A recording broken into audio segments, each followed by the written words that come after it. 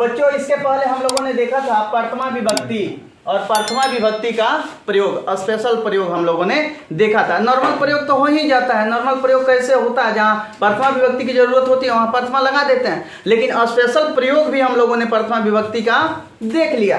यहाँ पे हम लोग द्वितीय विभक्ति का स्पेशल प्रयोग देखेंगे। सबसे पहले द्वितीय विभक्ति को हम कर्म कारक भी बोलते हैं। क्या बोलते हैं? कर्म कारक। एक कर्म होता क्या है बच्चों?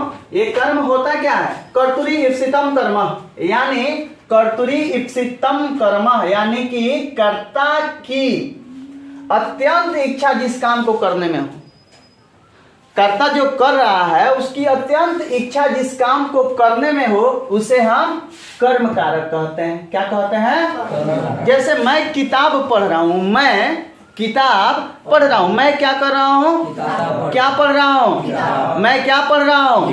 तो क्या का जवाब जिस शब्द से आता है बच्चों वह होता है कर्म कारक। ठीक है ना? चलिए, यथा रामेण पुस्तकम पठति, यहाँ पे पुस्तकम जो है वो क्या है बच्चों? कर्म कारक है। क्या है? बोलो।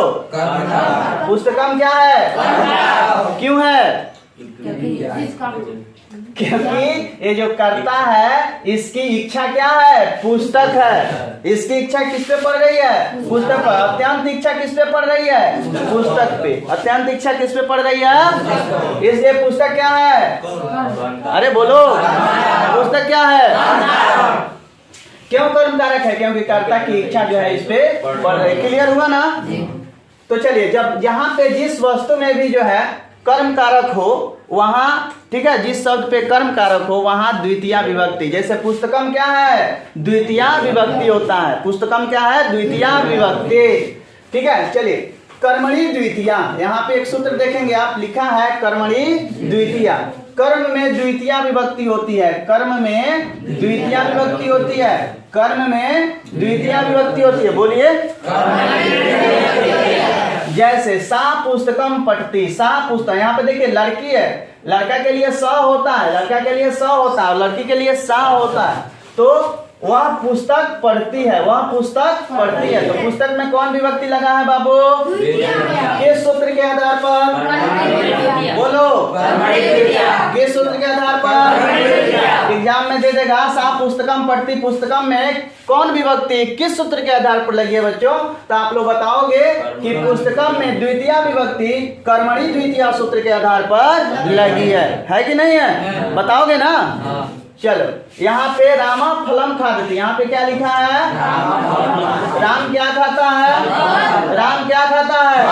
तो फल में कौन विभक्ति लगेगी? कौन? ठीक है, चलिए, तो ये क्लियर हुआ ना कि कर्म कारक में कौन सी विभक्ति लगती है?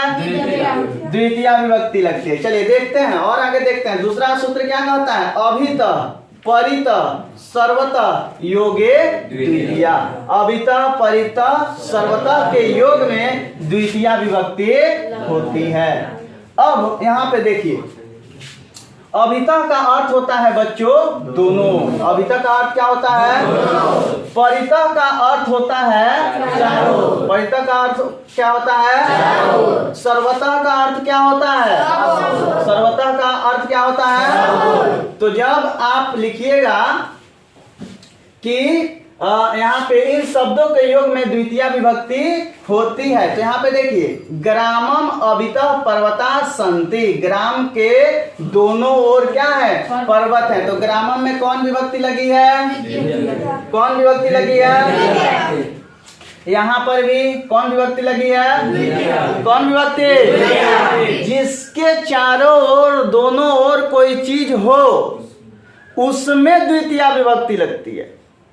बात समझ रहे हैं? जिसके दोनों ओर, चारों ओर की बात करें तो गांव के चारों ओर या दोनों ओर, तो गांव में कौन विभक्ति लगेगी? द्वितीय। जैसे बालक बलको बलका, बलकम बलको बलकान, तो बालकम क्या है? द्वितीय विभक्ति। ग्रामम क्या है? द्वितीय विभक्ति, एक वचन। ठीक है ना? तो यहाँ पे जिसके दोनों ओर, चारों ओर ये सारी चीजें हो उसमें द्वितीय विभक्ति का प्रयोग होता है। समझ में आ रहा है सबको? समझ में आपको आ रहा है? सूत्र आएगा, पूछ देगा कि ग्रामम अभिता पर्वता संति, ग्रामम में कौन विभक्ति और किस सूत्र के आधार पर लगी है? तो आप बताएंगे कि ग्रामम में द्वितीय विभक्ति अवितः परितः सर्वतः योग्य द्वितीय सूत्र के आधार पर लगे, या ऐसे पूछ सकता है कि अवितः परितः सर्वतः योग में अवितः परितः सर्वतः योग्य द्वितीय सूत्र की सोदाहरण व्याख्या करें, सोदाहरण व्याख्या करें। तो आपको लिखना होगा कि इन शब्दों के योग में, यानी अवितः परितः, ठीक है, सर्वतः शब्दों के योग में द्वितीय विभक्ति होती है। जैसे ग्रामम सर्वतः वृक्षा सन्ति, इतना लिखेंगे तब आपको नंबर मिलेगा, है कि नहीं है। चलिए आगे बढ़ते हैं।